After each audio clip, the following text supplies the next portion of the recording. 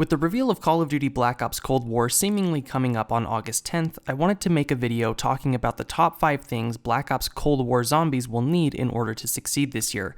What's going on, people of the internet? My name, of course, is Panther. Welcome back to the channel once again, and I am very excited to see any reveal information about this game besides just leaks, and hopefully this date of August 10th is going to be something legit.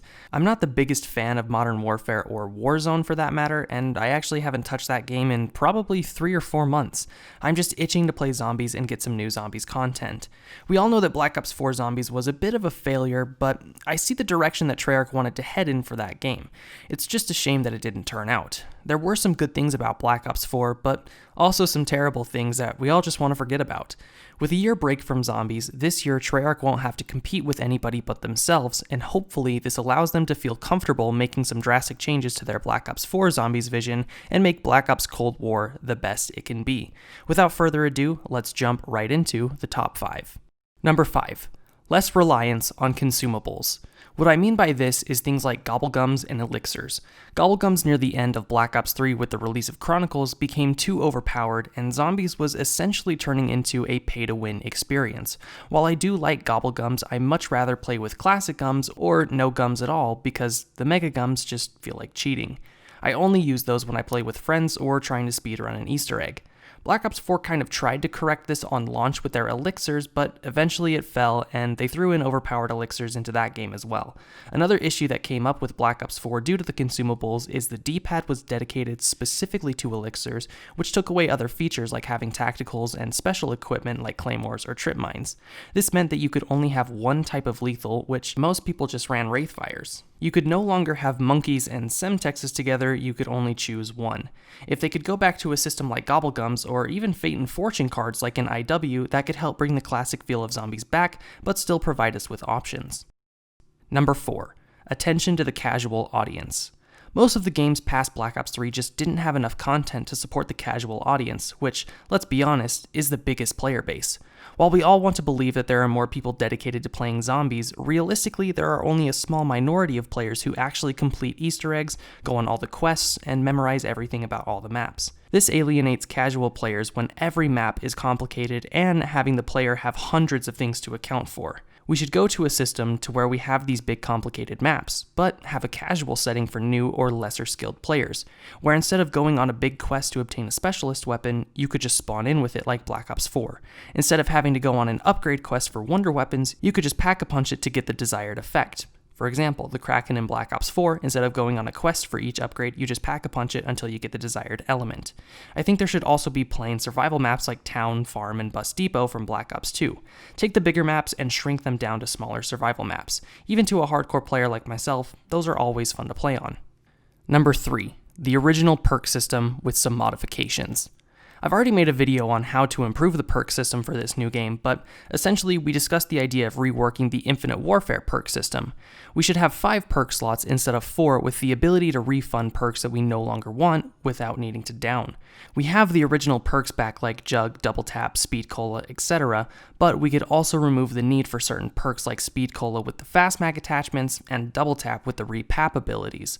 Or another idea that I've been seeing floating around is a perk tree. You have a perk like Juggernog, and you can select your different branching abilities.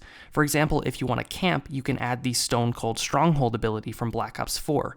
Or if you wanted to train, you could get the Victorious Tortoise ability slapped on. There are so many different ways to incorporate the old perk system into the game with fresh updates, and I think it's definitely needed. The old perk system is essential to zombies because you build up your own progression while the zombies also progress in health, speed, and damage. Number 2. Less remakes. While we all love remastered maps, when they take away from the overall new content of the game, it really ruins the enjoyment of zombies. Black Ops 4, every Ether map was a remake. While they did expand upon the original map and add a few new features, ultimately everything about Ether was remade. There were no original wonder weapons. You could maybe argue the Tundra Gun and the Wonderwaff 2 were new, but they've essentially been made before, just in a different way. The new Ray Gun Mark II upgrades in Alpha Omega were nothing special either. If we're gonna have a season pass, every map needs to be new and original with new weapons, new areas, and new features. If they choose to release a Zombies Chronicles 2 for the maps that haven't been remade, I'm fine with that, just as long as it's a separate DLC and not a part of the actual season pass. I want new maps, I want new locations, and new ideas. If they decide to reboot Ether and start fresh with the same characters, if they just remake the locations we've previously been to, I'll be pretty disappointed. I don't want to play Der Riese 4 with a slightly different layout. If there is another factory map, it needs to be completely different than anything we have previously seen in Der Riese. We just need new content for our palette, not content we've had 10 years ago. And the number one spot, bring zombies back to zombies. What I mean by this is that Black Ops 4 really started a problem. There are too many different enemy types in the map all at once. There were the napalm zombies, electric zombies, poison zombies, zombies that buffed other players' health, teleporting crawlers, electric teleporting crawlers.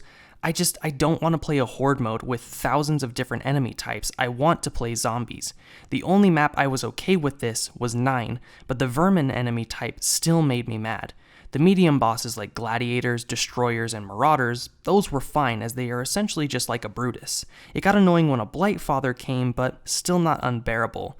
The issue is the vermin enemies. These are made purely just to annoy you and interrupt your flow. Interrupting flow is great for gameplay, but not in the way that we currently have. We should just go back to having zombies on the maps and maybe dogs coming every now and then. Shadows of Evil was great because it was purely zombies with a few meatballs and parasites, but it wasn't going to kill you. I just want the original feel of hoarding zombies and killing zombies, not mutants with crazy powers. It just doesn't make sense. Ultimately, my point is to just tone down on the special enemy types and make them worthwhile and mean something, not just designed to annoy the players. And that's my list. Let me know what you guys think in the comments below. I cannot wait for the official reveal, and I cannot wait to get my hands on this game. I'm hoping Treyarch has learned from their mistakes with Black Ops 4, and that Black Ops Cold War will be a truly incredible game. Not just with zombies, but multiplayer and campaign as well. If you like Warzone, it sounds like that'll be updated with Black Ops themed locations and weapons once it releases. Anyways, thanks again guys, subscribe to the channel if you like what you see, like the video and share it with your friends. Let's build some hype around the game. Thanks for stopping by, and I will see you in the next one.